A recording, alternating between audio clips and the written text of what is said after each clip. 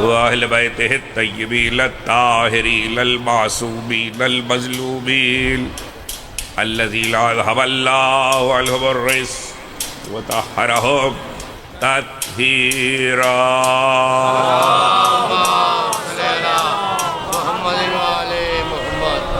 سيما على نور الله الذي لا يطفى وحجة الله التي لا تخفى العدل المشتهر هو المهدي المنتظر أجل الله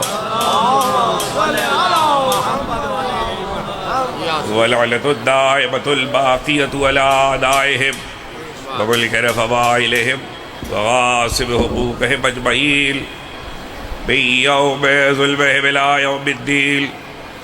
أما بعد فقد قال الله سبحانه وتعالى في محكم كتابه الحكيم بسم الله الرحمن الرحيم نون والقلم وما يسطرون ما أنت بنعمة ربك بمجنون. صلوات.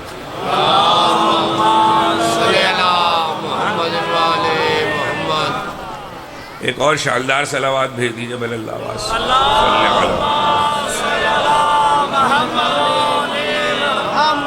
پہلی گزارش تو یہ ہے کہ جن دوستوں کے ہاتھ میں موبائل ہے وہ بند کر لیں. جی ہاں بند کر لیجئے جن کے ہاتھ میں موبائل. ذکر ہے لالا اور لواسے کا. برسا برس سے صدیوں کے سفر میں ہم اس فصل ازاں کو جو لواسے کے ذکر سے شروع ہوتی ہے لالا کے ذکر پہ ختم کرتے ہیں. محرم سے آغاز ہونے والا یہ ذکر ربیع الاول پہ اختتام پذیر ہوتا ہے اور یہ اس بات کا اعلان ہے ہماری طرف سے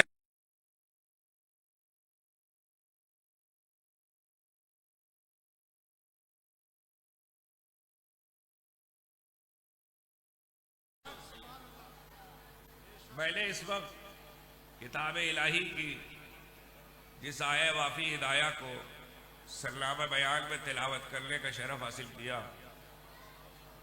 یہ آیتیں بلکہ پورا سورہ محبوب الہی کی شان میں اترا ہے.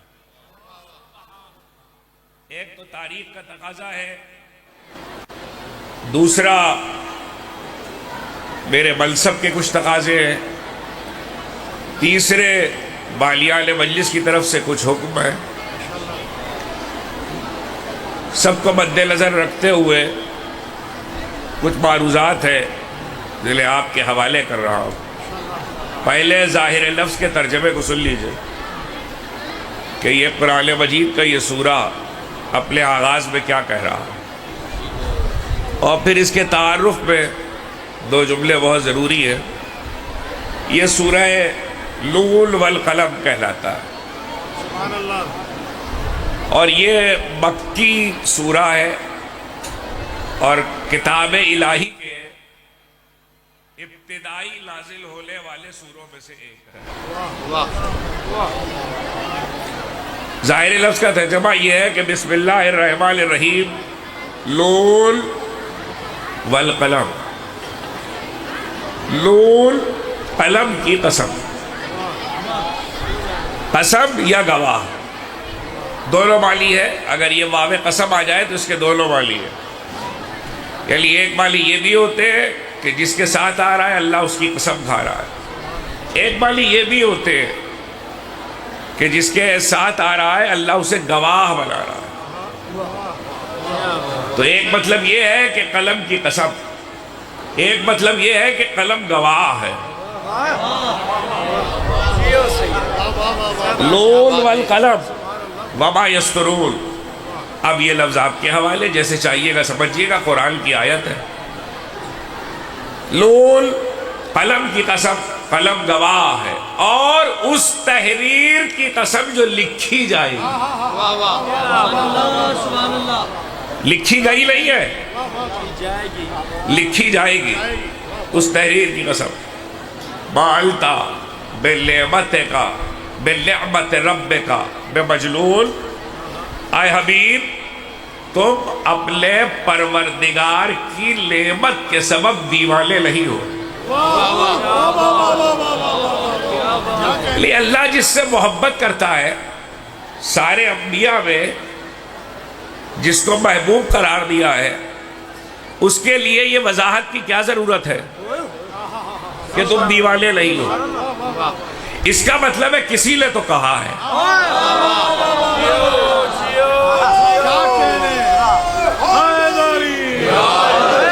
اس کا مطلب ہے کسی نے تو کہا ہے، اور اگر کسی نے کہا ہے تو اللہ نے فوراً شان محبوب میں آیت اتاری کہ تم اپنے پروردگار کی نعمت کے سبب دیوانے نہیں ہو۔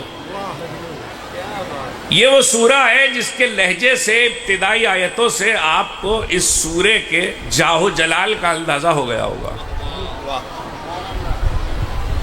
اس سورے کا کمال یہ ہے کہ یہ سورہ ابتدائی دور میں اتر رہا ہے جب ابھی کلمہ پڑھنے والوں کی تعداد بہت نہیں ہے، لیکن سورہ پیغمبر پہ نازل ہو رہا ہے تو پیغمبر کعبے کے صحن میں کھڑے ہو کر سورے کی تلاوت کر رہے ہیں۔ کعبے کے صحن میں کھڑے ہو کے نبی یہ سورہ پڑھ رہے ہیں۔ اب میں پورا سورہ تو اس وقت آپ کو نہیں عرض کر رہا، لیکن نبی جو آیتیں پڑھ رہے ہیں جہاں پہ معاملہ اٹھا اور تاریخ نے گفتگو کی وہ سنا دیتا ہوں اسی سورے کی آیتیں۔ فَلَا تُطِعْ كُلَّ حَلَّافٍ مَّهِينٍ حَمَّازٍ مَّشَّاءٍ بِنَمِيمٍ مَّنَّاعٍ لِّلْخَيْرِ مُعْتَدٍ أَثِيمٍ عُتُلٍّ بَعْدَ ذَلِكَ زَنِيمٍ۔ یہ اسی سورے کی آیتیں۔ ترجمہ آپ جیسے چاہیے گا سنیے، آپ کی مرضی ہے۔ بیٹا اسے بند کرو، موبائل بند کرو، سب بند کر لو، تقریر نہیں خراب کرو۔ جتنی دفعہ موبائل اٹھاؤ گے میں تقریر روک لوں گا۔ قرآن کی آیتیں مسلسل ہے، اور آیتیں کیا کہہ رہی ہے؟ وَلَا تُطِعْ، توجہ، ترجمہ سنیے، وَلَا تُطِعْ كُلَّ حَلَّافٍ مَّهِينٍ۔ آیت آ رہی ہے، رسول کعبے کے صحن میں کھڑے ہو کے پڑھ رہے ہیں۔ کعبے کا صحن مشرکوں سے بھرا ہوا ہے، کعبے کا صحن مشرکوں سے بھرا ہوا ہے، کعبے کا صحن کافروں سے بھرا ہوا ہے، اور نبی ان آیتوں کو پڑھ رہے ہیں۔ اور ایسے میں آیتیں کیا رہی ہیں؟ خبردار فَلَا تُطِعْ كُلَّ حَلَّافٍ مَّهِينٍ، جھوٹی قسمیں اٹھانے والے کی اطاعت نہ کرنا۔ جھوٹی قسمیں اٹھانے والے کی یا قسم کھانے والے کی اطاعت نہ کرنا۔ فَلَا تُطِعْ كُلَّ حَلَّافٍ مَّهِينٍ حَمَّازٍ مَّشَّاءٍ بِنَمِيمٍ، عیب جو کی اطاعت نہ کرنا، چغل خور کی اطاعت نہ کرنا۔ اب اتنا وقت تو نہیں ہے کہ میں ان سارے لفظوں کا ترجمہ کروں۔ ماشاءاللہ علی پور جیسے سرزمین پہ بیٹھا ہوں جہاں شعر و ادب پروان چڑھتے ہیں، تو اردو کے جو لفظ میں نے کہے ہیں ترجمے میں وہ تو سب سمجھ رہے ہیں۔ جھوٹی قسمیں کھانے والے کی اطاعت نہ کرنا، عیب جوئی کرنے والے کی اطاعت نہ کرنا، چغل خور کی اطاعت نہ کرنا۔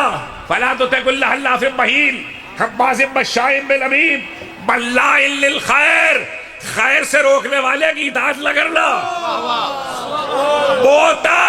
بہتان حد سے گزر جانے والے کی اطاعت نہ کرنا، اسیم گنہگار کی اطاعت نہ کرنا۔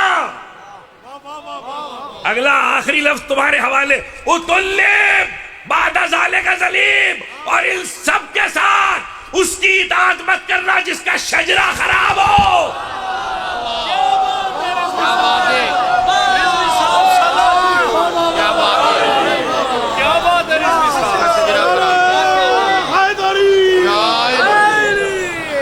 اس کی اطاعت نہ کرنا۔ جاؤ قرآن کے لکھنے والوں، قرآن کی لغتیں لکھنے والوں میں کسی بھی لغت نگار سے پوچھ لو، زلیم کہتے ہیں جس کا شجرہ خراب ہو۔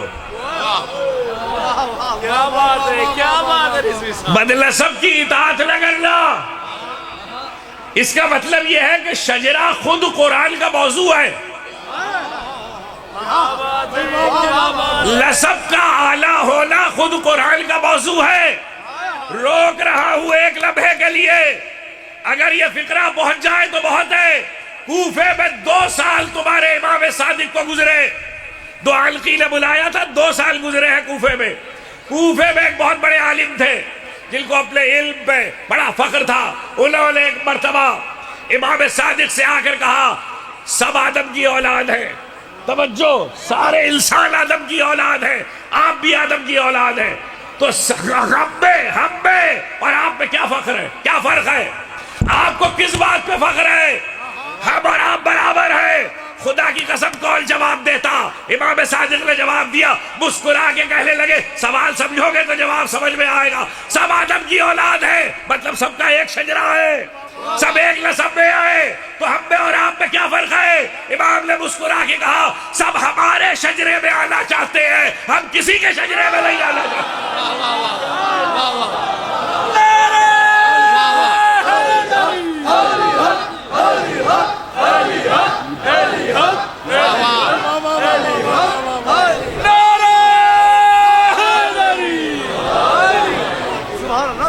سب ہمارے شجرے میں آنا چاہتے ہیں، ہم کسی کے شجرے میں جانا۔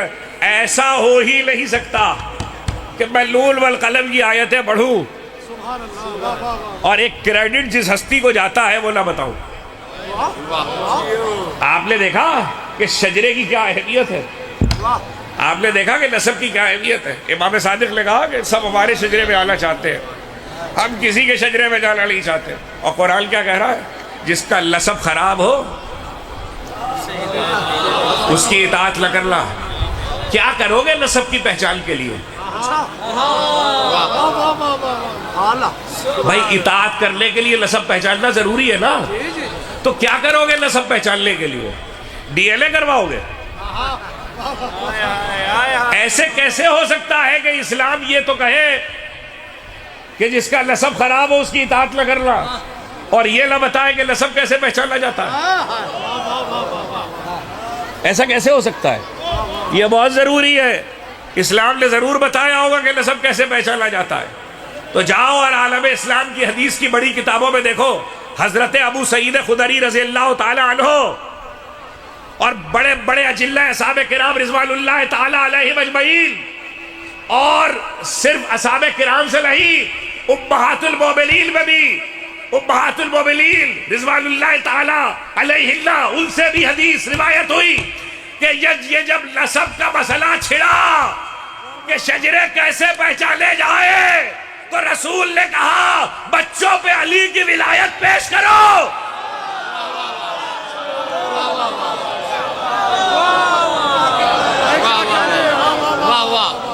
بچوں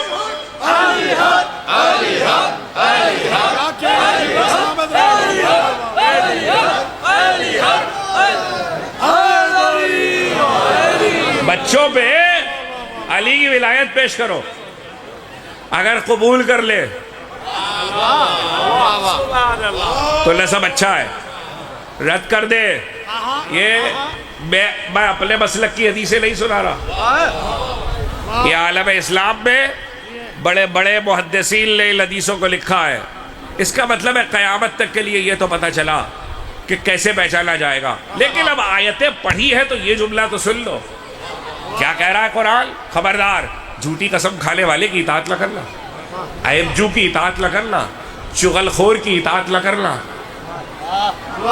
خیر سے روکنے والے کی اطاعت نہ کرنا، حد سے گزر جانے والے کی اطاعت نہ کرنا، گنہگار کی اطاعت نہ کرنا، اس کی اطاعت نہ کرنا جس کا شجرہ اچھا نہ ہو، جس کا نسب خراب ہو۔ اور رسول ان آیتوں کو کعبے کے صحن میں پڑھ رہے ہیں، اور کعبے کا صحن مشرکوں سے بھرا ہوا ہے۔ تو یہ جو میں نے کہا مشرکوں سے بھرا ہوا ہے، اس کا کیا مطلب ہے؟ اس کا ابتدائی زمانہ ہے اسلام کا، ابھی بہت لوگ نہیں ہیں جو کلمہ پڑھ کے رسول کے ساتھ ہو، ایسے میں مشرکوں سے کعبے کا ذہن بھرا ہوا ہے۔ اس کا مطلب کیا ہوا؟ اس کا مطلب یہ ہوا قرآن جس کی برائی کر رہا ہے وہ سب اس مجمع میں ہے، جب توجہ مجمع میں ہے، اس مجمع میں موجود، دیکھو ذکر رسول ہے، اس مجمع میں موجود جس پر لفظ صادق آ رہے تھے، انہوں نے ایک دوسرے کو ٹھوکا دیا کہ یہ کیا کہہ رہا ہے عبداللہ کا یتیم، ابو طالب کا بھتیجا، ہمیں تو آنکھوں آنکھوں میں اشارے ہوئے ہمیں کوئی قدم اٹھانا پڑے گا. جب آنکھوں آنکھوں میں طے کر لیا کہ ہمیں کوئی اقدام کرنا پڑے گا تو ایک نے دوسرے سے کہا اقدام کرنے سے پہلے ادھر تو دیکھ لو. اب جو ادھر دیکھا تو ابو طالب تلوار کے قبضے میں ہاتھ رکھے.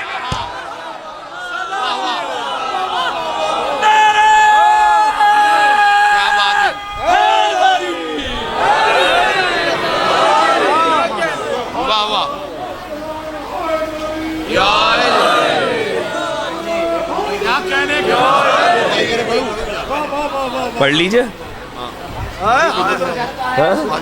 لے لے میں پیتے ہی نہیں.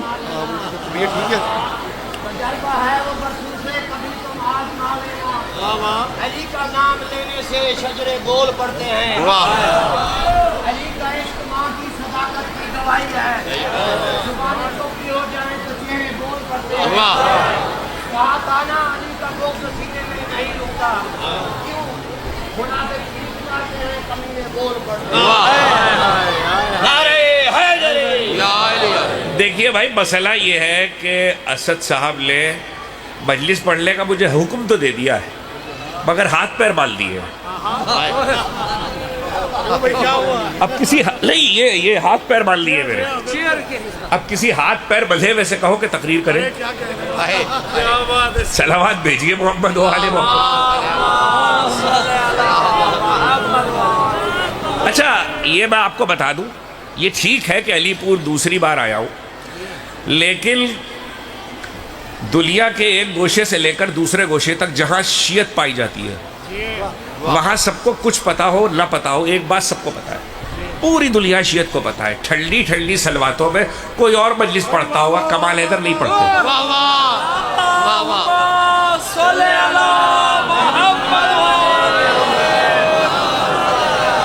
کیا بات ہے. نہیں ایسے میں اتر جاؤں گا ممبر چھوڑ دوں گا. صلی یہ منہ دیکھنے کا فیشن 10 سال پہلے آیا ہے. برا نہیں ماننا. جب سے 10-15 سال ہوئے جب سے موبائل مجلسوں میں آیا ہے نا تب سے منہ دیکھنے کا فیشن آیا ہے اور ٹرینڈ آیا ہے. پہلے سب لوگ درود پڑھا کرتے تھے. اور یہ بھی سن لو اب آیا ہوں تو بات تو کر کے جاؤں گا. یہ بھی سن لو کہ درود کا پڑھنا نہ بالی نہ خطیب نہ ذاکر نہ عالم نہ شاعر کسی کی تمنا نہیں ہے. یہ ختمی مرتبت رسول کا ارشاد ہے. جب مجھ پر درود بھیجو تو اونچی آواز سے بھیجو.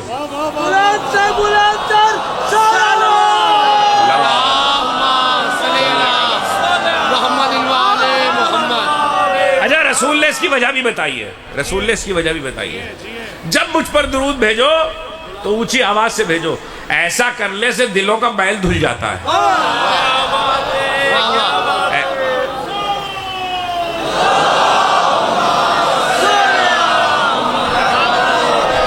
چلیے اب جب آپ مجھے یہاں تک لے ہی آئے ہیں بات تو مجھے نون والقلم پہ رک کر بھی رسالت پہ بات کرنا ہی تھی لیکن اگر آپ مجھے یہاں تک لے ہی آئے ہیں تو اب میرے 2 جملے سن لیجئے. اِلَّا اللَّهَ وَمَلَائِكَتَهُ يُصَلُّونَ عَلَى النَّبِيِّ. اب ذرا ترجمہ مجھے بتا دو جس کو پتا ہو صحیح. اِلَّا اللَّهَ وَمَلَائِكَتَهُ يُصَلُّونَ عَلَى النَّبِيِّ. اللہ اور اس کے فرشتے رسول پر درود بھیجتے تھے. میں نے صحیح ترجمہ کیا یا غلط کیا ہے؟ غلط کیا ہے. اچھا تو میں دوسرا ترجمہ کر رہا ہوں. اللہ اور اس کا رسول اللہ اور اس کے فرشتے رسول پر درود بھیجتے ہیں. اب صحیح کیا یا غلط کیا ہے؟ اب آپ کہہ رہے ہیں صحیح. اب میں آپ سے کہہ رہا ہوں غلط کیا ہے. پہلے آپ نے مجھ سے کہا کہ صحیح ہے اور اب میں آپ سے کہہ رہا ہوں. پہلے آپ نے مجھ سے کہا غلط ہے اب میں آپ سے کہہ رہا ہوں غلط ہے. وہ بھی غلط ہے یہ بھی غلط ہے. صحیح ترجمہ بتاؤں. عربی زبان میں صیغہ ہوتا ہے مضارع کا اور مضارع کے صیغے کا مطلب یہ ہے کہ وہ حال یعنی پریزنٹ اور فیوچر مستقبل دونوں کے معنی دیتا ہے. میں نے ترجمہ کیا پاسٹ ٹینس میں ماضی میں، آپ نے ترجمہ کیا حال میں، سیغہ ہے مضارع کا، تو مستقبل کہاں گیا؟ اب میں صحیح ترجمہ بتاؤں، ترجمہ یہ نہیں ہے کہ اللہ اور اس کے فرشتے رسول پہ درود بھیجتے تھے، یہ نہیں ہے، اللہ اور اس کے فرشتے رسول پہ درود بھیجتے ہیں، یہ بھی نہیں ہے، اللہ اور اس کے فرشتے رسول پر درود بھیجتے ہیں اور بھیجتے رہیں گے۔ آپ کہیں گے فرق کیا پڑتا ہے؟ اتنی سی بات کہنے کے لیے آپ نے اتنا وقت لگا دیا، بتاؤ فرق کیا پڑتا ہے؟ تم کب تک درود بھیجتے رہو گے؟ جب تک تم ہو، اللہ جیتا رکھے۔ میں کب تک درود بھیجتا رہوں گا؟ جب تک میں ہوں۔ فرشتے کب تک درود بھیجتے رہیں گے؟ جب تک فرشتے زندہ ہیں۔ کائنات کب تک درود بھیجتی رہے گی؟ جب تک سور نہیں پھونکا جاتا۔ یہ ساری شرطیں مخلوق کے ساتھ ہیں۔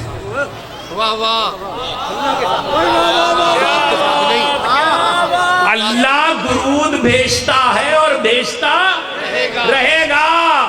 اللہ حی ہے، لا یموت ہے، اس کے لیے زندگی ہی زندگی ہے، اس کے لیے موت نہیں ہے، تو پھر اللہ درود بھیجتا رہے گا۔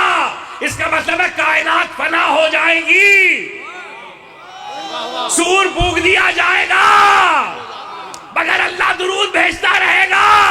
اگر آیت کے معنی پہنچ گئے تو مجھے کچھ پوچھنے کا حق ہے۔ کائنات فنا ہو جائے گی، فرشتے مر چکے، انسان مر چکے، مخلوقات مر چکے، اور اللہ مصطفیٰ پہ درود بھیج رہا ہے۔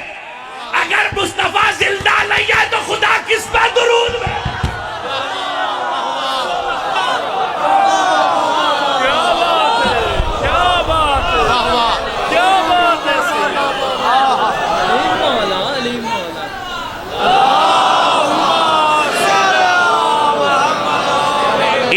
اتنی آسانی سے گزرنے والا نہیں ہوں، اتنی آسانی سے گزرنے والا نہیں ہوں۔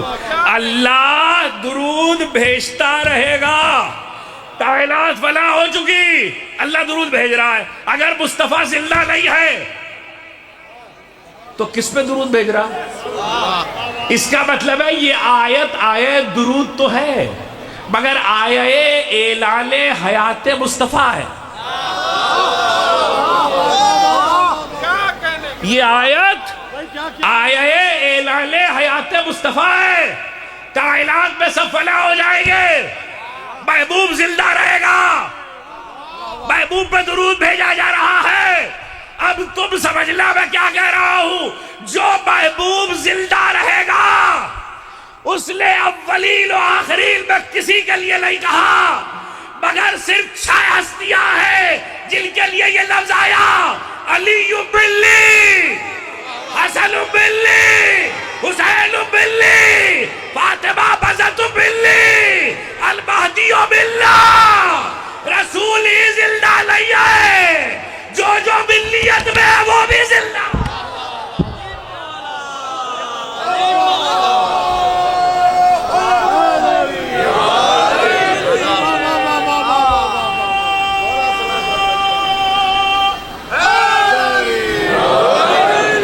جو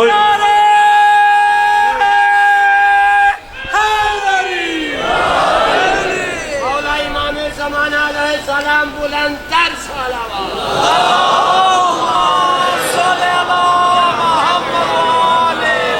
پھر ٹھنڈی سلوات، بلند آواز سے سلوات بھیجی۔ صلی اللہ۔ میں واپس آ رہا ہوں آیت پر، مگر میرے 2 جملے سن لو۔ رسول ہی زندہ نہیں ہے، جو ملیت پہ فائز ہے وہ بھی زندہ ہے۔ اچھا، جو مجھے مستقل سنتا ہے یا جس نے کبھی سنا ہے وہ جانتا ہے شیعہ کتابوں کے حوالے تو میں مجلس میں دیتا ہی نہیں ہوں۔ مجھے جتنے برس ہو گئے پڑھتے ہوئے، میں شیعہ کتابوں کے حوالے سے مجلس نہیں پڑھتا بھائی، میں حوالے ہی برادران اہل سنت کی کتابوں کو دیتا ہوں۔ بیٹھ جاؤ بیٹا، بیٹھ جاؤ، اگر توجہ سے سنو گے تو کم سے کم 70 سال کے بعد اپنی اولاد کو تو سنا سکو گے کہ میں کہہ رہا تھا، ورنہ موبائل تمہارا عقیدہ لے جائے گا۔ صلوات بھیجو محمد و آل محمد۔ اچھا، برا نہ ماننا کہ موبائل عقیدہ لے جاتا ہے، برا نہیں ماننا، موبائل عقیدہ لے جاتا ہے۔ وجہ مجھ سے پوچھ لو، میں ایک جملے میں بتا دیتا ہوں. اس لیے کہ موبائل کو میں قبر میں نہیں لے جا سکتا. عقیدہ تو موبائل میں رہ جائے گا. جب قبر میں فرشتہ پوچھے گا تیرا ولی کون ہے، تو موبائل جواب نہیں دے گا، میں جواب دوں گا. اس لیے علی کو موبائلوں میں نہیں، دل و دماغ میں رکھو.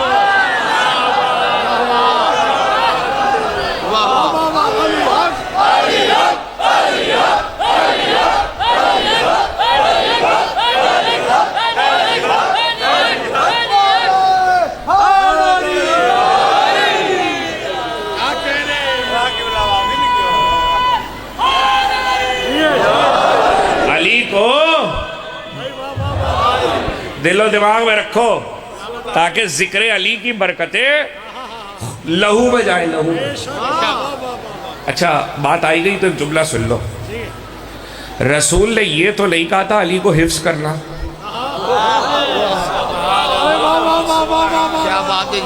ایک حدیث تمہارے پاس ہو، لے آؤ، کسی کے پاس ہو، کہ رسول نے کہا علی کو حفظ کرنا.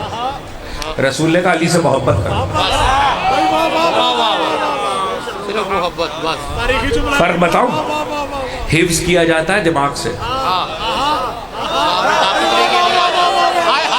محبت رکھی جاتی ہے دل میں.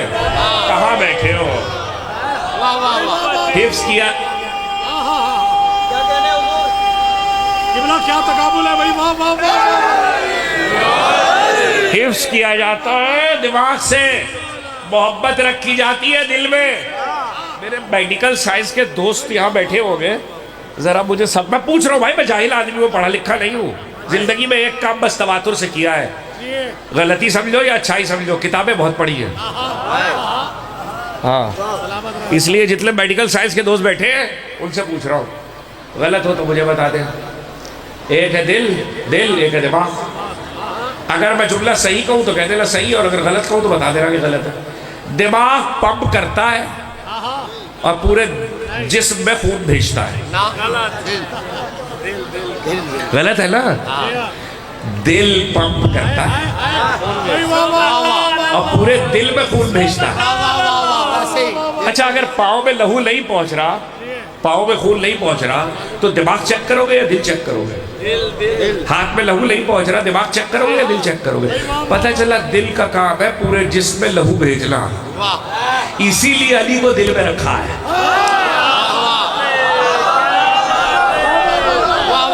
اسی لیے علی کو دل میں رکھا ہے تاکہ محبت لہو میں سرائیت کرے،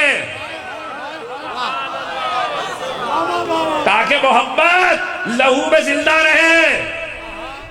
اس لیے کہ خون کے اپنی منزلت ہے. یہ اور بات ہے کہ زمانہ نہیں سمجھا ہے. رگوں میں دوڑ لے پھر لے کہ ہم نہیں قائل، رگوں میں دوڑ لے پھر لے کہ ہم نہیں قائل. جب آنکھ ہی سے نہ ٹپکا تو پھر لہو کیا ہے؟ غالب تو برسوں پہلے کہہ گیا تھا. تو اس کا مطلب یہ ہے، آئیے صلوات بھیجیے محمد و آل محمد. پھر ٹھنڈی صلوات.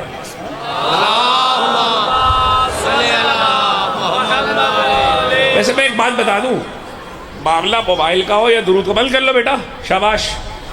معاملہ موبائل کا ہو یا درود کا ہو یا کسی معاملے کا ہو، میرے بارے میں اگر مشہور ہے تب بھی، ورنہ میں اپنے منہ سے کہتا ہوں میں بہت ڈھیٹ آدمی ہوں.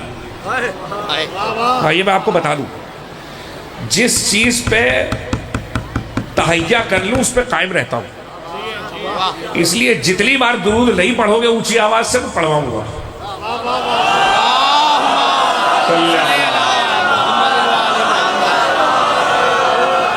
بحث کر رہا ہوں. آپ نے بتایا تھا کہ قطع ہوا درود نہیں، مکمل درود، وہ بھی جی بحث کرتا ہوں، بحث کرتا ہوں.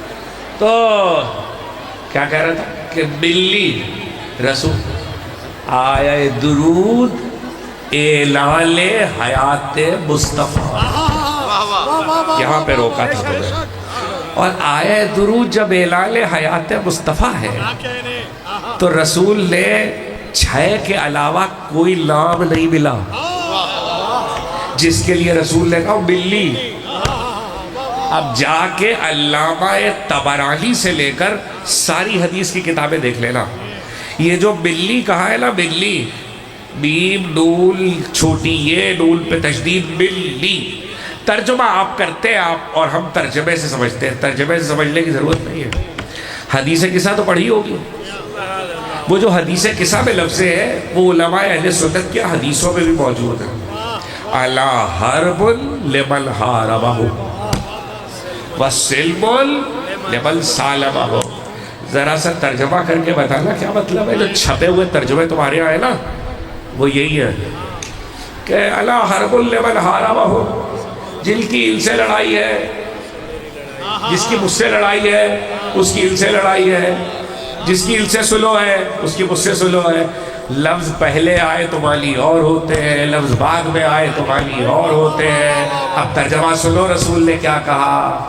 جب ملی کا مطلب تو رسول نے خود بتایا ہے نا. چادر میں یکجا کر لیا، انہم ملی وانا منہم، میں ان سے ہوں یہ مجھ سے نہیں. انہم ملی. تقریر کہاں سے شروع ہوئی تھی؟ تقریر کہاں سے شروع ہوئی تھی؟ اسے یاد رکھیے گا. بہت حدیثیں جو آپ نے سنی ہوگی، میں اس تسلسل میں سنا رہا ہوں. یا علی روحو کا روحی، یا علی لہمو کا لہمی، یا علی دمو کا دمی. ذرا ترجمہ کر کے بتا دو. یا علی میرا خون تیرا خون ہے، غلط ترجمہ ہے. غلط ترجمہ ہے. اگر رسول اپنا ذکر پہلے نہ کرتے تو یہ ترجمہ ہوتا. رسول اپنا ذکر بعد میں نہ کرتے تو یہ ترجمہ ہوتا. رسول نے پہلے کیا ہے علی کا ذکر، اپنا ذکر کیا بعد میں. لہبو کا لہبی، تیرا خون میرا خون. رسول نے یہ نہیں کہا میرا خون تیرا خون ہے. تمام مسالک میں حدیثیں موجود ہیں. تیرا خون میرا خون، تیرا گوشت میرا گوشت. یہ نہیں کہا میرا گوشت تیرا گوشت ہے. اگر رسول یہ کہتے، یہی یہاں پر ہے، یہی یہاں پر ہے انہم ملی میں. ابھی عرض کرتا ہوں، اگر رسول یہ کہتے کہ میرا گوشت تیرا گوشت ہے، میرا خون تیرا خون ہے، تو اس سے یہ ثابت ہوتا کہ علی رسول کے نسب میں ہے، اور وہ تو ہے، اس سے تو انکار ہو نہیں سکتا. لیکن رسول نے اپنی حدیث میں وہ بلاغت رکھی ہے جس کی طرف توجہ کسی کی نہیں ہے. تیرا خون میرا خون ہے. ایک جملہ پوچھوں گا اور بات پہنچا دوں گا. تمہاری رگوں میں کس کا خون ہے؟ تمہاری رگوں میں کس کا خون ہے؟ تمہارے باپ کا. میری رگوں میں کس کا خون ہے؟ میرے باپ کا. تو علی کی رگوں میں کس کا خون ہے؟ کہہ گیا جو کہنا تھا. تو علی کی رگوں میں کس کا خون ہے؟ ابو طالب کا. اور رسول کہہ رہے تیرا خون، تیرا خون میرا خون، تیرا گوشت میرا گوشت. اسی لیے آج تک جو سمجھے گا وہ سمجھے گا، جو نہیں سمجھے گا اسے کیا سمجھائے. اسی لیے آج تک ابو طالب کی نسل فرزند رسول اللہ کہلاتی ہے.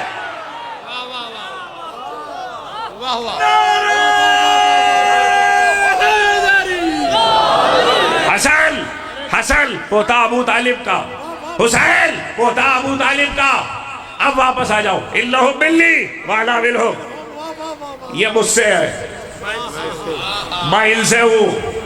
الا حرب لمن حاربہم وسلم لمن سالمہم. کیا ترجمہ ہوا؟ کمال صاحب نے کہا کہ رسول نے کہا کہ جس سے میری لڑائی ہے اس سے تمہاری لڑائی ہے، جس سے میری سلو ہے اس سے تمہاری سلو. رسول نے یہ نہیں کہا. جاؤ کسی عربی دال کے پاس لفظ لے جاؤ حدیث کے، پھر پوچھ لو الا حرب لمن حاربہم، میں اس سے لڑوں گا، میں اس سے لڑوں گا جو ان سے لڑے گا. دیکھیں آپ سننے کے عادی ہو نہ ہو، میں تو پڑھنے کا عادی ہوں، صاف بات ہے. الا حرب لمن حاربہم، میں اس سے لڑوں گا جو ان سے لڑے گا. بھائی یہ لفظ کافی ہے. رسول نے کہا میں اس سے لڑوں گا. محرم نہ ہوتے تو جملہ نہ کہتا. ایک کہہ رہا ہوں ایک سمجھا رہا ہوں، خود ہی سمجھ لینا. انا حرب لمن حاربہ، میں اس سے لڑوں گا جس سے جو ان سے لڑے گا۔ رسول نے ظاہر الحیات ہے، لیکن رسول نے ظاہر الدنیا سے پردہ کیا 11 ہجری میں، اور کربلا ہوئی 61 ہجری میں۔ یزید حسین سے لڑا ہے 61 ہجری میں۔ جب یزید حسین سے 61 میں لڑا ہے، اس وقت ظاہراً رسول موجود نہیں ہے، اور رسول ہے صادق القول۔ رسول کہہ کے گئے ہیں میں اس سے لڑوں گا جو ان سے لڑے گا۔ اس کا مطلب ہے یزید لڑ چکا، لیکن رسول کا طرف کا بدلہ بھی باقی ہے، تو پھر معاشر میں رسول لڑیں گے۔ ارے جس سے رسول لڑیں گے وہ بخشا کیسے جائے گا؟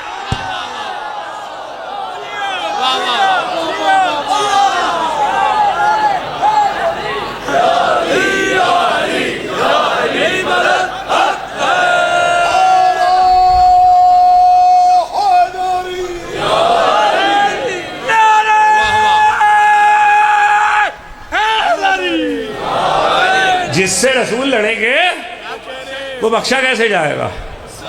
وہ رسول اس رسول کی شان میں آیتیں اتر رہی ہیں، واپس آ گیا۔ بسم اللہ الرحمن الرحیم، نون والقلم، نون اور قلم کی قسم، قلم گواہ ہے۔ لوازم صاحب کے جیب میں رکھا ہوا قلم، ارے سلامت رہے، یا کمال صاحب کے جیب میں رکھا ہوا قلم، یا علی پور میں اسٹیشنری کی دکانوں میں بکنے والا قلم، یہ کون سا قلم ہے بھائی؟ اللہ جس کی قسم کھا رہا، بتاؤ یہ قلم کون سا ہے؟ جس کے ہاتھ میں قلم ہوگا اللہ اس کی قسم کھا لے گا قلم کی۔ پتہ نہیں کس لکڑی کا بنا ہے۔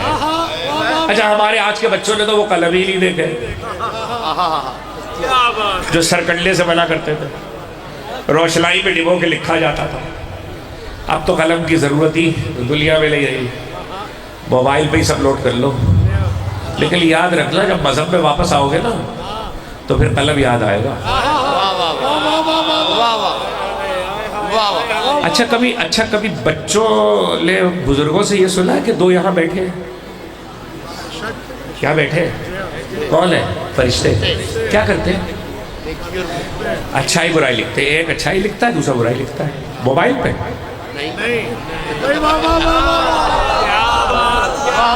موبائل پہ لکھتا ہے، قلم سے لکھتا ہے نا، کاغذ پہ لکھتا ہے۔ یہاں کیوں بیٹھا ہے؟ یہ بزرگ بیٹھے، جوان بیٹھے، اتنا مجمع ہے، ذرا پوچھ لو یہاں کیوں بیٹھے ہیں؟ فطرت کی بات کر رہا ہوں، فطرت۔ یہاں کیوں بیٹھے؟ کہنے لگے بھائی یہ دو ہیں گواہ، یہ جو کمال صاحب کے دو گواہ ہیں وہ یہاں بیٹھے ہیں۔ میں نے کہا یہاں بیٹھے آپ کو کس نے بتایا؟ ہو سکتا ہے دل میں ہو، دماغ میں ہو، ہاتھ میں ہو، سینے میں ہو، پہلو میں۔ کہا نہیں یہاں بیٹھے یہاں۔ تو فطرت نے کہا کہ دو گواہ کمال صاحب کے، وہ کمال صاحب کے کندھوں پر ہے، نوازش صاحب کے نوازش صاحب کے کندھوں پر ہے، اسد صاحب کے اسد صاحب کے۔ چلو فطرت نے ایک بات تو سمجھا دی، گواہ کندھے پہ ہوتا ہے۔ کہاں بیٹھے؟ گواہ کندھے پہ ہوتا ہے۔ اب اگر قرآن کہہ دے یقول الذین کفروا لست مرسلا، یہ کافر یہ کہتے ہیں کہ تم رسول نہیں ہو، قل کفی باللہ شہیدا بینی و بینکم ومن عنده علم الکتاب، ایک تمہاری گواہی کے لیے اللہ کافی ہے، ایک وہ کافی ہے جس کے پاس کتاب کا علم ہے۔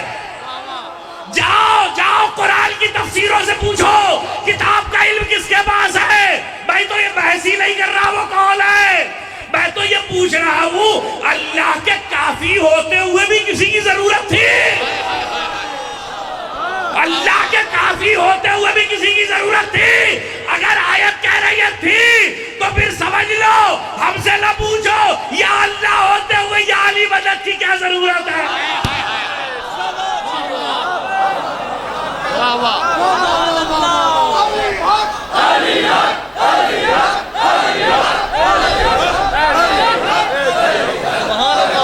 بات ہے۔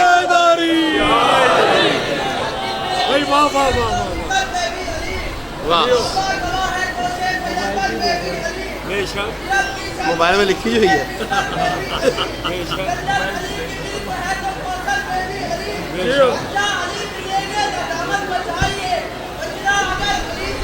جہنم میں جائے. واہ واہ.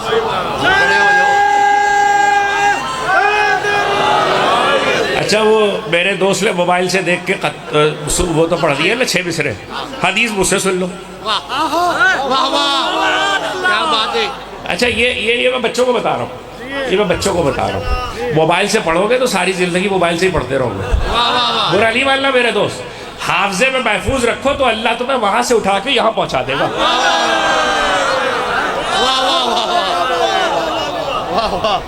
اب اگر کمال حیدر صاحب اسد صاحب اتنی دور سے بلا رہے ہیں, اتنی دور سے بلایا, کمال صاحب آ جائیے مجلس پڑھ دیجئے. کمال صاحب آئے, کمال صاحب نے موبائل کھول لیا اور موبائل سے مجلس پڑھ رہے ہیں. تم سنو گے؟ سبحان اللہ. تو انصاف تو کرو نا. ہم سے مجلس نہیں سننا چاہتے, سارا دین موبائل میں رکھنا چاہتے ہو. صلوات بھیجے محمد و آل محمد. اچھا وہ اس نے 6 مصرے پڑھ دیے. حدیث مجھ سے سن لو. بچلا علی سے ہے تو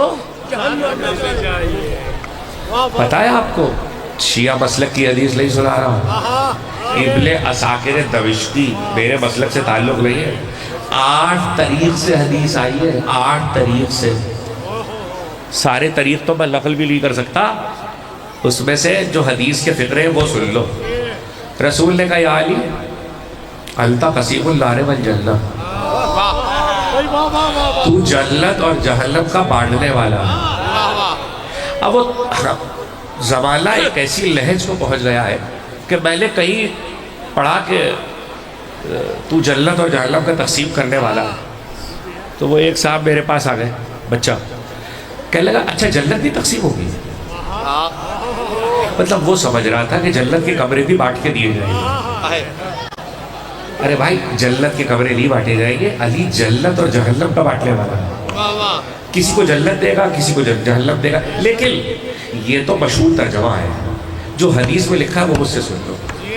ابن عساکر دمشقی کیا موجود ہے پوری حدیث اور کئی طریق سے ہے. رسول نے کہا یا علی انت قسیم النار والجنہ, علی جنت اور جہنم کا بانٹنے والا ہے.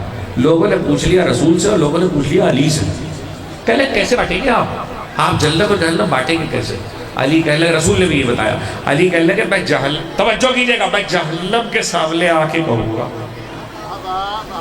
علی کہہ رہے ہیں میں جہنم کے سامنے آ کے کہوں گا یہ تیرا والا ہے یہ میرا والا ہے, یہ تیرا والا ہے یہ میرا والا ہے, یہ تیرا والا ہے یہ میرا والا ہے. حدیث تو موجود ہے عالم اسلام میں اور کئی طریق سے ہے. مجھے ایک بات بتا دو, جہنم والے کا بھی فیصلہ ہو گیا, علی والے کا بھی فیصلہ ہو گیا, یہ بیچارے جنت والے کہاں چلے گئے؟ یہ بیچارے جنت والے کہاں چلے گئے؟ پتہ یہ چلا میدان حشر میں 2 ہی طرح کے ہیں, یا علی والا ہے یا جہنم والا ہے. یا علی والا ہے یا جہنم والا ہے. روکا تھا میں نے آپ کو کسی منزل پر, اور منزل یہ عرض کر رہا ہوں کہ انہم ملی وانا منہم, یہ مجھ سے ہے میں ان سے ہوں.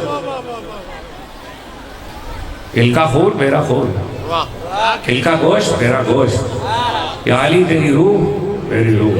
تو رسول کہنا الا حرب لمن حارب. واپس آ گیا نون والقلم وما یسطرون. کیا کہہ رہا تھا کہ اس قلم کی قسم. کس قلم کی قسم؟ جو لوگوں کی جیبوں میں, اس قلم کی قسم جو ہم بازار سے خرید رہے ہیں. کوئی تو قلم ہے, تو شاید مفسر یہ سمجھے کہ یہ کوئی ایسا قلم ہے جس سے کچھ لکھا جا رہا ہے. جاؤ مستدرک حاکم ابو عبید اللہ حاکم نیشابوری, صحیح بخاری اور صحیح مسلم عالم اسلام کی 2 بڑی کتابیں. ان کتابوں میں حدیث کی سند پہ جو حدیثیں لکھی گئی ہے, جس کو امام بخاری اور مسلم نے چھوڑ دیا اس کو امام حاکم نے مستدرک میں جمع کیا ہے. مستدرک سے پڑھ رہا ہوں 3 حدیثیں سن لو. کہ وہ 3 حدیثیں کیا ہے؟ پہلے ایک سن لو. رسول نے کہا اول ما خلق اللہ القلم. اللہ نے سب سے پہلے قلم کو خلق کیا. ایک دل کہہ دیا بات ہو گئی.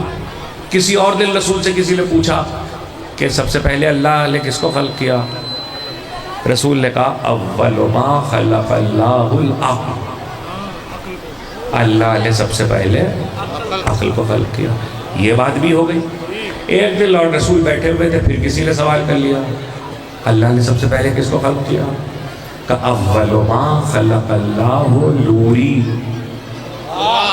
اللہ نے سب سے پہلے میرے نور کو خلق کیا. کوئی مجھ جیسا ناسمجھ بھی بیٹھا تھا جس نے تینوں حدیث رسول سے سنی. اس نے رسول سے پوچھا اللہ کے رسول آپ نے ایک دل کہا تھا قلم کو سب سے پہلے خلق کیا, ایک دل کہا تھا کہ عقل کو سب سے پہلے خلق کیا, ایک دل کہا میرے نور کو سب سے پہلے خلق کیا, ان تینوں میں سب سے پہلے کون خلق ہوا ہے؟ رسول نے کہا تو کیا سمجھتا ہے یہ تینوں الگ الگ ہے؟ میں ہی قلم ہوں, میں ہی عقل ہوں, میں ہی نور ہوں. 28 سفر کو مجھے ایک سوال کرنے کا حق ہے نا آیت اور حدیث پڑھنے کے بعد. ماہی قلم ہوں, ماہی قلم اول ہوں, ماہی عقل اول ہوں, ماہی نور اول ہوں. اس کا مطلب ہے اللہ جس کی قسم کھا رہا ہے وہ رسول ہے. رسول کی قسم کھائی ہے اور قلم کہہ کے کھائی ہے تو رسول ہے قلم. جس رسول کو اللہ قلم کہہ رہا ہے اس رسول کے لیے میں یہ کس منہ سے کہوں کہ نہ لکھنا آتا تھا نہ پڑھنا آتا تھا.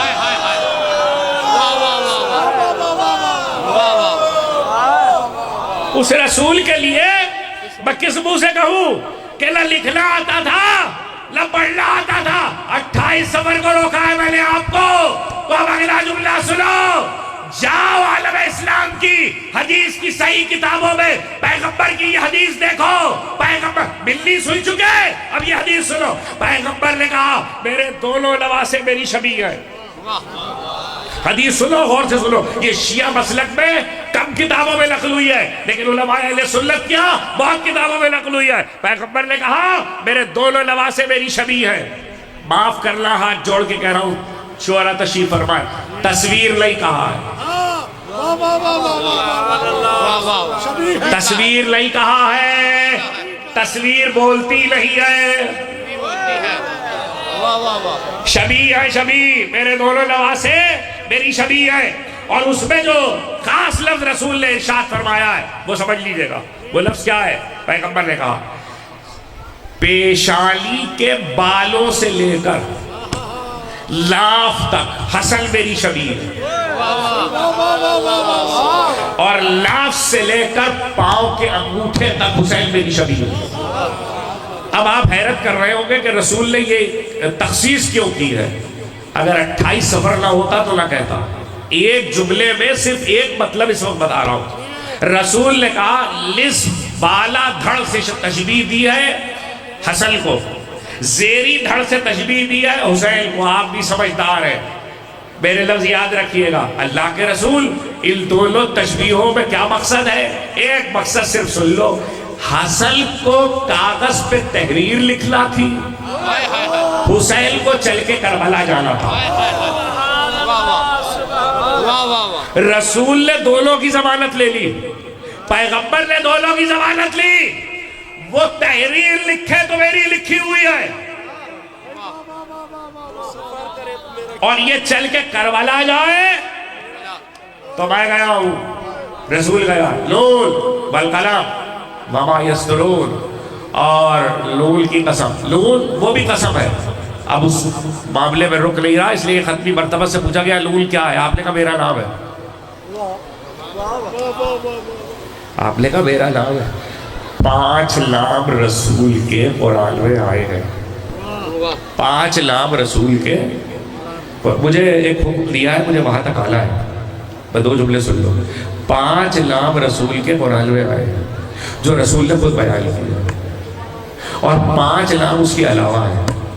اور نام ایسے آئے ہیں جہاں کسی کو شائبہ بھی نہیں ہوتا کہ یہ رسول کا نام ہے. یہ حیدر زیدی صاحب بیٹھے ابھی سپہر کی مجلس میں عارف والا میں ذکر کیا تھا ایک نام کا. بتاؤ بسم اللہ الرحمن الرحیم یاسین والقرآن الحکیم انک لمن المرسلین علی صراط مستقیم تنزیل العزیز الرحیم. آپ کیا ترجمہ کرو گے؟ یاسین. جاؤ، دو معنی ہے پورے قرآن میں، ساری تفسیریں متفق ہیں اس پر. ایک معنی ہے اے سید، یاسین اے سید. دوسرا معنی کیا ہے؟ یہ معنی تو پہلے پچھلے برسوں میں بہت سی مجلسوں میں بتائے، لیکن جو دوسرا معنی ہے وہ نہیں بتائے، وہ آج بتا رہا ہوں. مفسروں نے کہا کہ یہ سین کا جو لفظ آیا ہے یہ عربی زبان میں کسی اور زبان سے آیا ہے. تو لکھا کس زبان سے آیا، کیا مطلب ہے؟ اور لکھا اس کا اب تمہارے حوالے مجلس سننے والوں کے لیے نیا لفظ نہیں ہے. اور لکھا کیا مطلب ہے؟ عربی کی بڑی بڑی تفسیریں عالم اسلام کی. یاسین اے رجل، یہ خیبر سننے والا مجمع، یہ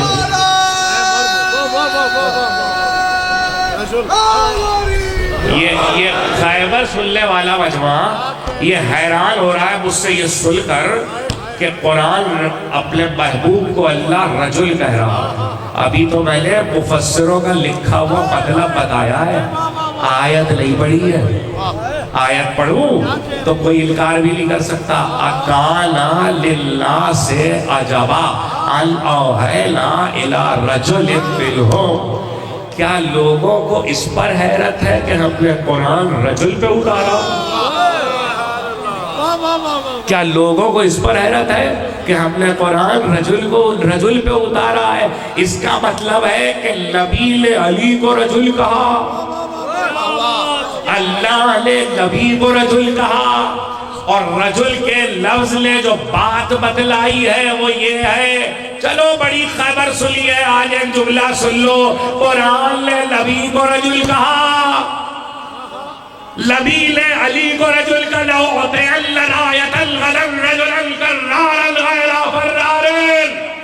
تو نبی نے علی کو رجل کہا کل علم رجل کو دوں گا. صحیح ستہ کی حدیث، صحیح بخاری، صحیح مسلم، تمام حدیث کی کتابوں میں صحیح ترین حدیث. قرآن کہہ رہا ہے نبی رجل، نبی کہہ رہا ہے صحیح حدیث میں علی رجل. تو آج تک تو مجلسوں میں یہ پڑھتے تھے کہ علم رجل کو ملا ہے. میں تمہیں بتا رہا ہوں علم ملتا بھی رجل کو ہے، علم دے بھی رجل ہی سکتا ہے.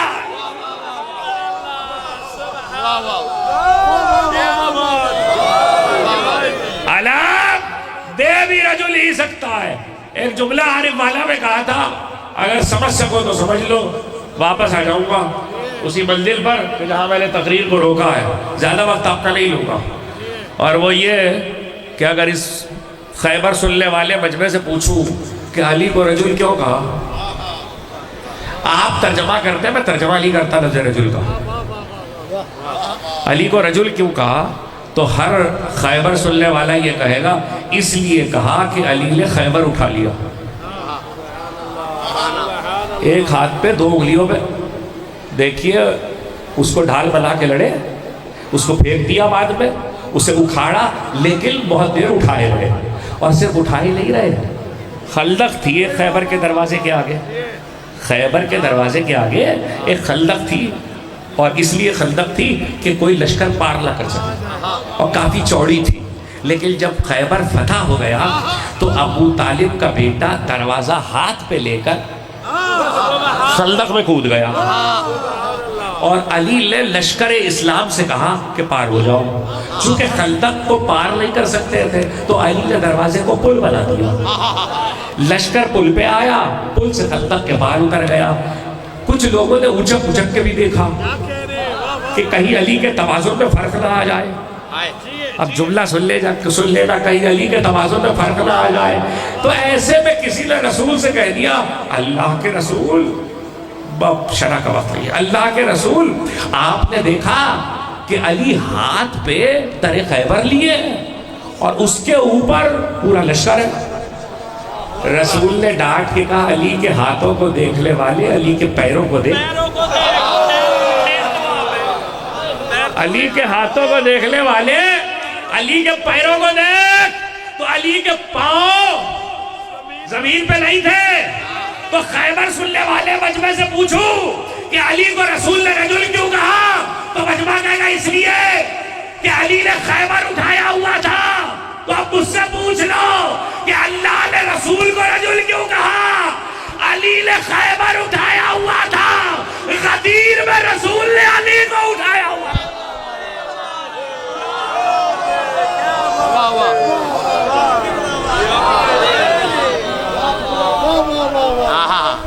کیا بات ہے جی. قلم کون ہے؟ رسول. اس کا مطلب ہے جو رسول لکھ دے گا. اب کہنے کو بہت کچھ ہے لیکن مجھے ایک ایسی بات کا حکم مل گیا ہے جو فصل ازاں ختم ہونے سے پہلے میں چاہتا ہوں کہ تم تک پہنچ جائے, اور وہ 2 جملوں میں بات ہے اور وہ کافی ہے, زیادہ کی ضرورت نہیں ہے, وہ 2 جملے میں سب پہنچ جائے. قلم کا ایک مسئلہ ہے, قلم کا ایک مسئلہ ہے. یہ نواز صاحب بیٹھے یا اسد صاحب بیٹھے, اگر غزل لکھ کے مجھے دے دے, کاغذ پہ غزل لکھ کے دے دے اور میں ان کے سامنے جیب پہ رکھ لوں اور گھر جا کے کہیں ادھر ادھر ڈال دوں یا پھینک دوں یا پھاڑ دوں تو کوئی فرق نہیں پڑے گا. بس یہ برا والے ہیں اس لیے کہ غزل میری تھی, لیکن اگر ملقبت لکھی لیکن اگر قصیدہ لکھا ہو, لیکن اگر بس تقریر ختم ہو رہی ہے, لیکن اگر مدح لکھی ہو تو اب مجھ میں بھی اتنی جرت نہیں ہے کہ میں اس کاغذ کی بے حرمتی کر سکوں. تو اب اگر بات آ ہی گئی ہے رسول کے قلم ہونے کی تو ایک جملہ تو سن ہی لو. رسول نے 90 سے زیادہ خطوط لکھے ہیں دنیا کے بادشاہوں کو, جس میں سے ایک خط کا ذکر سورہ روم 30ویں سورہ کی تفسیر میں ہے. 90 سے زیادہ خط لکھے ہیں دنیا کے بادشاہوں کو اور بڑے مختصر خط ہیں. اور وہ جو مختصر خط ہے اس میں سے یہ میں اللہ کا رسول, اور یہ 7 ہجری کے بعد ہوا, میں اللہ کا رسول ہوں, اللہ نے مجھے نبی بنا کے بھیجا ہے, کتاب اس پہ نازل کی ہے, ایمان لاؤ, دعوت اسلام دی, مختصر خط ہے, تسلیم کرو. اس میں سے 2 خط رسول کے گئے. میں کچھ بھی نہیں کہہ رہا, میں تو صرف آپ کو قلم کا لکھی ہوئی تحریر سنا رہا ہوں. رسول کے 2 خط گئے, ایک خط گیا روم, ایک خط گیا فارس. جو خط فارس گیا اس نے جب پیغمبر کی تحریر کو پڑھا تو پرزے کر دیا. تو جو پیغمبر لے کے گیا تھا اس نے آگے ساری داستان سنائی. مسند امام احمد بن حنبل میں بھی پورا واقعہ موجود ہے تفصیل کے ساتھ, دیگر حدیث کی کتابوں میں بھی تفسیروں بھی ہے. جو خط روم گیا, یہ جملہ سنانا تھا, جو خط روم گیا تھا, آپ سوچ رہے ہو کہ میں کیا کہہ رہا ہوں, جو خط روم گیا تھا روم کے بادشاہ نے اس خط کو پڑھا اور خط کو پڑھ کے اپنے مذہب کے مذہبی علماء جنہیں آپ پادری کہتے ہیں, پوپ کہتے ہیں, ان سے کہا اسے حکومت کے خزانے میں احترام سے رکھو. وہاں سے بھی رسول کا پیغمبر واپس آیا, یہاں سے بھی رسول کا پیغمبر واپس آیا. تو جب فارس سے آیا تو رسول نے کہا کیا ہوا, اس نے کہا کہ فارس کے بادشاہ نے آپ کے خط کو پرزے کر دیا. رسول نے کہا اللہ اس کی سلطنت کو ٹکڑے کرے گا. قیامت تک کے لیے دعا موجود ہے. لیکن جو وہاں سے آیا روم سے, پتہ ہے اس نے کہا بادشاہ نے آپ کے خط کا احترام کیا. مسلمان نہیں ہے بادشاہ, عیسائی ہے, رسول پہ ایمان نہیں لایا, لیکن رسول کے خط کا احترام کیا اور کہا کہ اس کو خزانے پہ تعظیم کے ساتھ رکھ دو. رسول نے ہاتھ اٹھائے اور ہاتھ اٹھا کے کہا خدا بندہ جب تک اس کے خزانے میں میرا خط سلامت رہے اس کی سلطنت کو باقی رکھ, اس کی سلطنت کو باقی رکھ. اس کا مطلب یہ ہے خط رسول کا تھا, کسی بھی قلم سے رسول نے لکھا ہو لیکن رسول کا تھا. کافر تھا لیکن خط کو نسبت رسول سے, رسول نے دنیا کو نسبت سمجھائی کہ اگر کسی چیز کو ہم سے نسبت ہو جائے تقریر ختم ہو رہی ہے، ہم سے نسبت ہو جائے تو پھر اس کی تعظیم کرو. یہی وہ بات ہے جسے قرآن نے کہا وَمَن يُعَظِّمْ شَعَائِرَ اللَّهِ فَإِنَّهَا مِن تَقْوَى الْقُلُوبِ. جو شاعر الہی کی تعظیم کرے تو یہ دلوں کا تقویٰ ہے.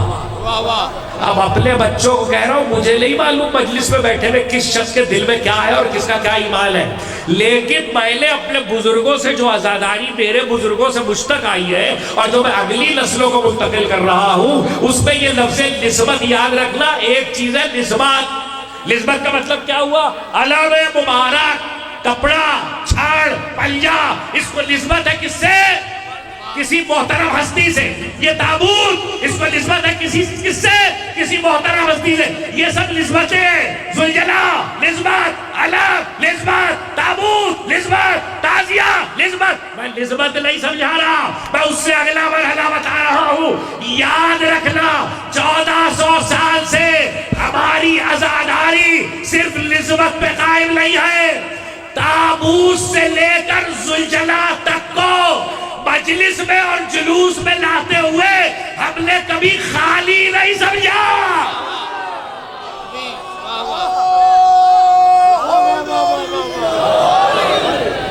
ہم نے کبھی خالی نہیں سمجھا. ہم اس یقین سے اٹھاتے ہیں کہ یہ خالی نہیں ہے، اس پہ سوار ہے. اور اگر یہ بات پہنچ گئی تو بڑی بحثیں کر رہے ہیں آج بچے ہماری نئی نسل کے نا، یہ کربلا، یہ عزاداری، یہ ہونا چاہیے، یہ نہیں ہونا چاہیے. لو تقریر ختم ہو رہی ہے. ایک کانسیپٹ بتا رہا ہوں، اس کانسیپٹ کو یاد رکھنا اور اپنے بچوں کو ذاکرین کی موجودگی میں، شعراء کی موجودگی میں کہہ رہا ہوں، اللہ ذکر علی کرنے والوں کو سلامت رکھے، آباد رکھے. نسلوں میں اللہ اس ذکر کی برکتیں عطا کرے. سن لے اور ذکر کرنے والوں کے کربلا کی پوری یاد. اس سے پہلے کہ مسائل پر آؤں میرے جملے سمجھ لینا. کربلا کی پوری یاد اور عزاداری لفظ ہے پہ نہیں ہے، لفظ نہیں ہے پہ ہے.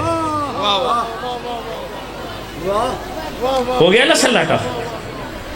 ہے پہ نہیں ہے، نہیں ہے پہ ہے. اب مجھ سے پوچھو کیسے؟ میں بتاتا ہوں. سبیل کیوں رکھتے ہو؟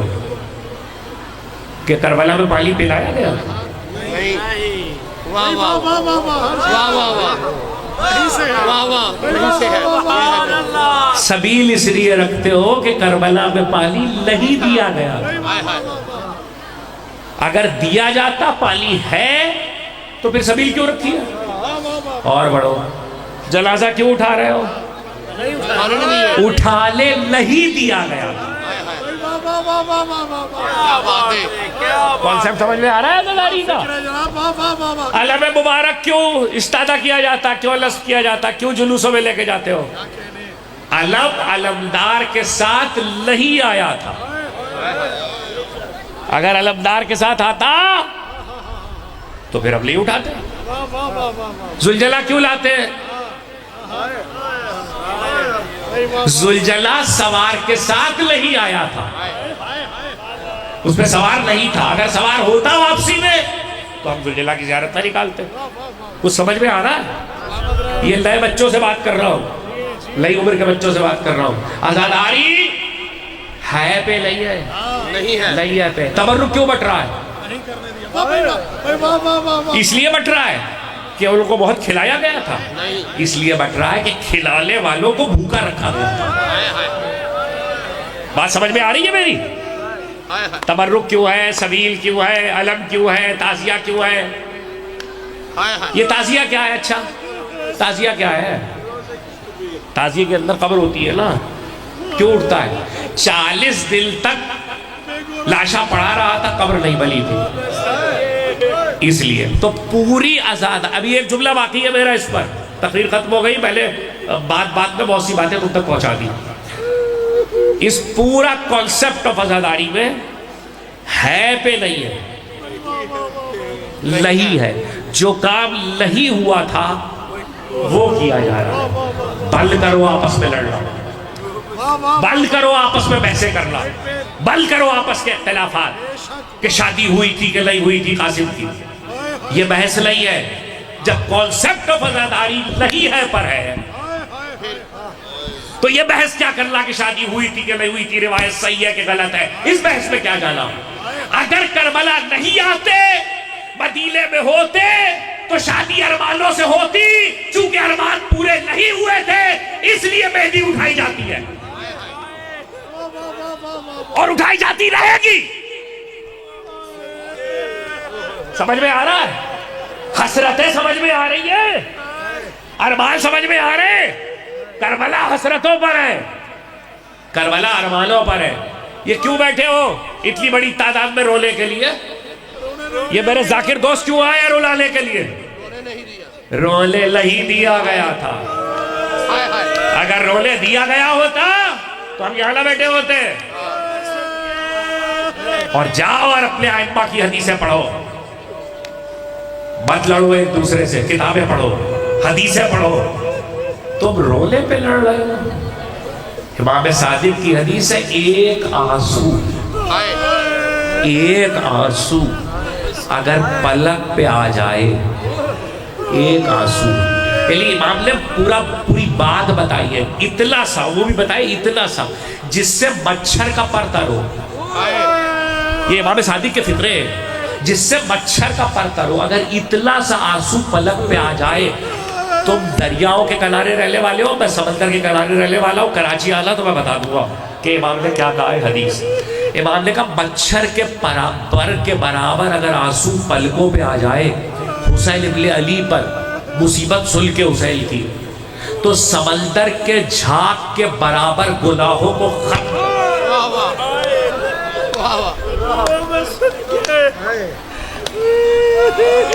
آوازیں بلند لو بھیا، اللہ آپ کی آوازوں پہ رحمت نازل کرے، اللہ آپ کی آنکھوں پہ رحمت نازل کرے۔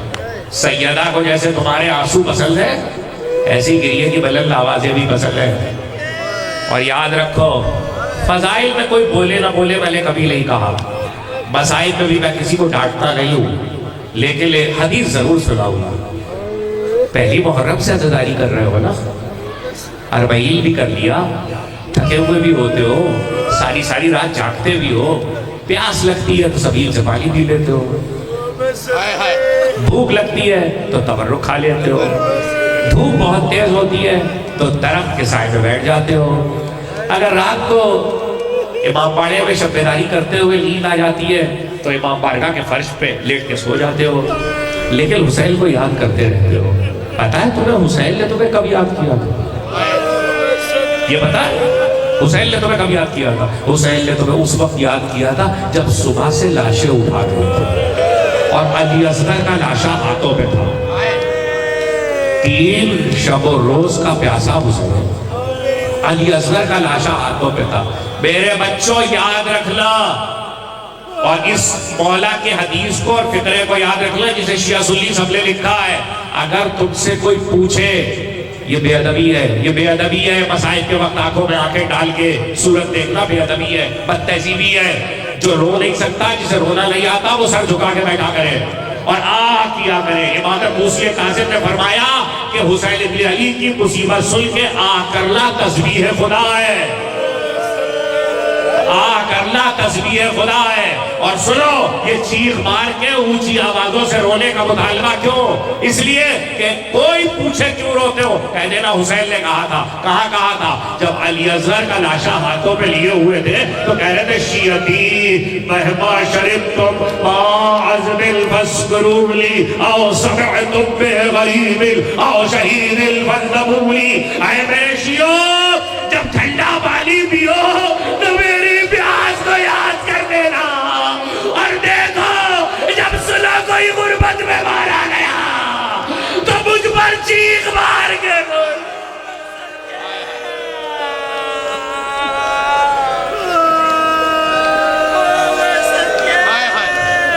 جب سنا کہ کوئی غربت میں مارا گیا، فلدبولی فلدبولی، مجھ پر چیخ مار کے رونا۔ نہیں پورا مرثیہ سناؤں گا تمہیں جہاں تک سنا سکتا ہوں۔ لَيْتَكُمْ فِي يَوْمِ عَاشُورَا جَمِيعًا تَنْظُرُوا لِي۔ اے میرے شیعو، اگر تم ہوتے تم سب اگر تم ہوتے تو دیکھتے کہ میں کیسے اصغر کے لیے پانی مانگ رہا ہوں. کیف استسقی لطفل فابوا ان یرحمونی. تم نے دیکھا میں نے کیسے, تم دیکھتے کہ میں کیسے اصغر کے لیے پانی مانگ رہا تھا, مگر ظالموں نے رحم نہیں کیا, تیر مارا. اب تو موقع تو سمجھ گئے نا کہ تمہیں کب یاد کیا ہے, اور ابھی علی اصغر کا لاشا ہاتھوں پر ہے, مگر اس کے بعد کا فقرہ نہیں سنا سکتا, پورا مصرع نہیں پڑھ سکتا, اور اس کا ترجمہ بھی نہیں کر سکتا. اشارہ کر رہا ہوں, سمجھدار لوگ بیٹھے اشارہ سمجھیں گے, تمہارے رولے کے لیے بہت ہے. وَبِجِرْدِ ابھی علی اصغر کا لاشا ہاتھوں پر ہے, ابھی حسین نے جنگ نہیں لڑی, مگر حسین کہہ رہے وَبِجِرْدِ الْخَيْلِ من بعد قتل سہخولی. یہ اسی پہ اکتفا نہیں کریں گے, یہ میرے قتل کے بعد گھوڑوں کی لال بندی کریں گے تاکہ میرے لاشے کو پامال,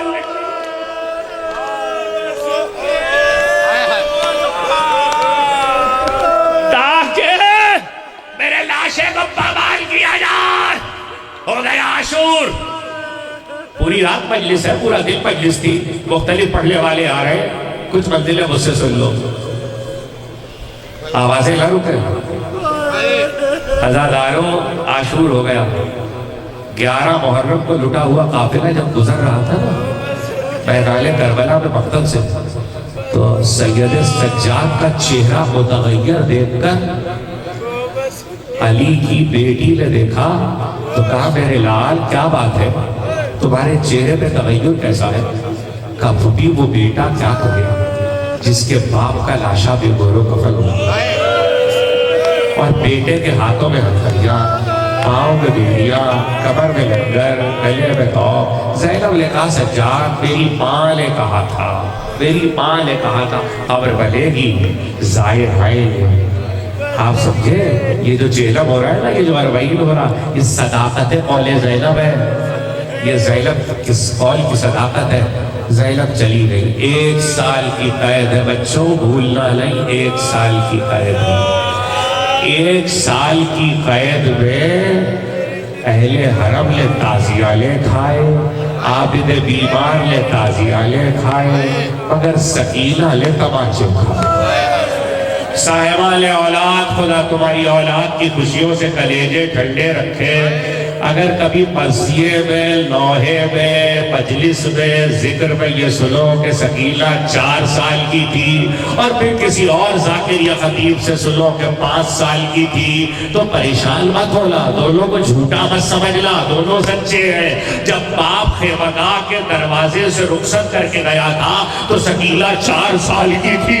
جب باپ قید خانے میں لینے آیا تھا تو سکینہ 5 سال کی تھی. 1 سال سکینہ نے تماچے کھائے.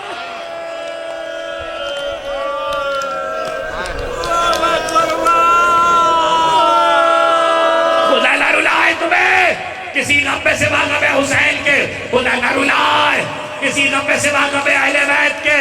اور اگر کبھی میرے ذاکر دوستوں سے یا مجھ سے یا کسی سے یہ جملہ سن لو کہ سکینہ باپ کے سینے پر سونے والی سکینہ زلدان کی خاک پہ سو گئی, تو یہ بس سمجھنا کہ یہاں سو گئی کا مطلب سو گئی. میں بتاؤں مطلب, اتنے تماچے مارے جاتے تھے کہ سکینہ کو غش آ جاتا تھا, اور پھر تماچے مار کے غش سے جگایا جاتا تھا.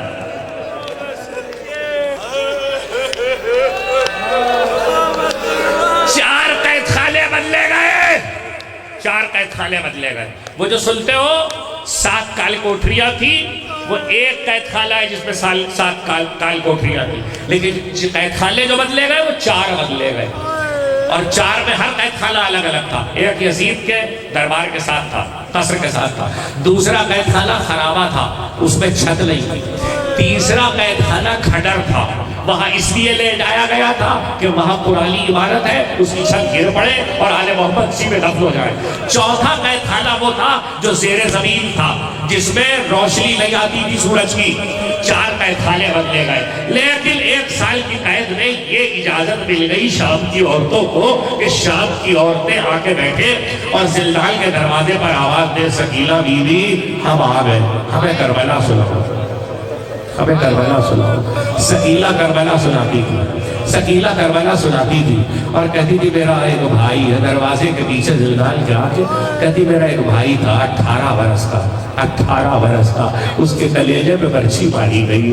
میرا ایک چچا تھا، پانی لینے گیا تھا، اس کے بازو قلم کر دیے گئے، میرے پھوپھی کے لاڈلے تہتیق کر دیے گئے، میرے چچا کا بیٹا لاشا پامال کر دیا گیا، میرا 6 ماہ کا لال بھائی علی اصغر تیر مارا گیا۔ روزانہ سکینہ کربلا سناتی تھی، وقت اسی طرح گزر گیا۔ ایک دن شام کی عورتیں دروازے پر آئیں اور انہوں نے آ کر آواز دی، آؤ بی بی آؤ، ہمیں کربلا سناؤ۔ کوئی جواب نہ آیا، تیر مار پکارا تو زنجیروں کی جھنکار سنائی دی۔ عابد بیمار دروازے پر آئے، شام والیوں جو تمہیں کربلا سناتی تھی وہ بچی گزر گئی۔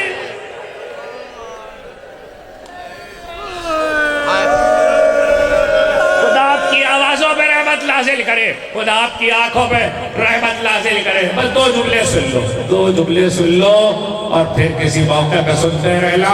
40 ہے نا، 40 ہے، اس لیے یہ 2 جملے کہہ رہا ہوں۔ 40 کیسے ہوا؟ ایک مرتبہ سکینہ گزر گئی مگر قافلہ رہا ہو گیا، قافلہ آزاد ہو گیا۔ قافلہ رہا ہوا تو زینب سے سید سجاد نے کہا، یزید نے پوچھوایا ہے کہ مدینے جائیں گے کہ شام میں رہیں گے؟ زینب نے کہا ہم اپنے بھائی کا ماتم نہ کر سکے، ہم اپنے بھائی کا ماتم نہ کر سکے، یزید سے کہہ دو ہمیں ایک گھر خالی کرا دے تاکہ ہم اپنے بھائی کا ماتم کر لیں، اپنے شہیدوں کا ماتم کر لے۔ 2 باتیں 2 بیویوں کی تمنا ہے، آنسو زہرا کی تمنا ہے، ماتم زینب کی تمنا ہے۔ اسے کبھی نہ بھلانا، نہ آنسو کو بھلانا نہ ماتم کو بھلانا۔ آنسو زہرا کی تمنا ہے، ماتم زینب کی تمنا ہے۔ زینب نے کہا یزید سے کہو ہمیں ہمارے شہیدوں کے سر بھی بھیج دے اور ہمارے لوٹے ہوئے تبرکات بھی بھیج دے۔ بس ہو گئی مجلس، ایک آخری جملہ سن لو اور روتے رہنا۔ شہیدوں کے سر آئے تو پہلا سر اس کا آیا جو کربلا کا دولہا ہے، 13 برس کا قاسم، اور پھر دوسرے سر آئے مگر شام کی عورتوں نے دیکھا سارے سروں پہ ہر سر کو گود میں لے کر کلیجے سے لگانے والی کوئی بیوی ہے مگر 2 للے للے سر ہے جن پر رونے والا کوئی نہیں، یا ان کی ماں گزر گئی ہے۔ یہ زینب کے لاڈلے ہیں، ارے بھائی کا ماتم کرے کہ بچوں کو روئے۔ زینب نے یہ بھی کہلوایا تھا آخری فطرہ، ہمیں مال نہیں چاہیے، دولت نہیں چاہیے، ہمارے لوٹ کے تبرکات بھیج دے۔ جب وہ گٹھری آئی تو زینب نے گٹھری کو کھولا اور اس میں سے ایک کوئی شے نکالی اور اسے اپنی چادر کے پلو میں باندھا۔ جانے کیا تھا کسی کو پتہ نہ چلا۔ شام سے قافلہ چلنے لگا تو دور دور تک قلاتیں لگائی گئی تھی اور علی کی بیٹی نے شام کی عورتوں کے مجمع سے کہا، شام والیوں میری بچی اندھیرے سے بہت گھبراتی تھی، اگر کاروبار دنیا سے فرصت ملے ایک چراغ میری بچی کی قبر میں جلا دینا، اور دیکھو جوانا تو کوزا کوزا پالے، میری بچی بہت پیاسی تھی۔ قافلہ کربلا چلا، آخری جملہ 40 آیا، پہلا سائر قبر کا جابر حسین کی قبر سے لپٹا ہوا، آواز دی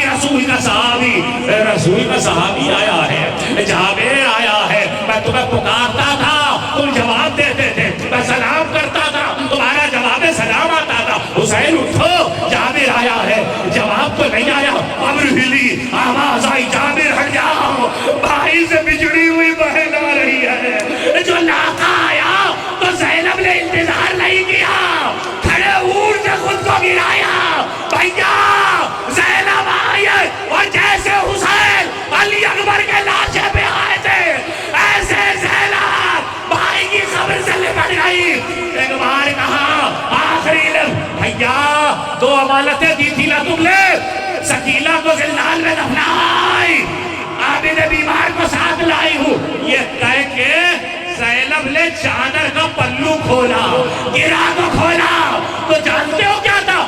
دو بندے جس میں لہو لگا ہوا تھا، حسین کی قبر پہ رکھے بھیا بڑے ارمان سے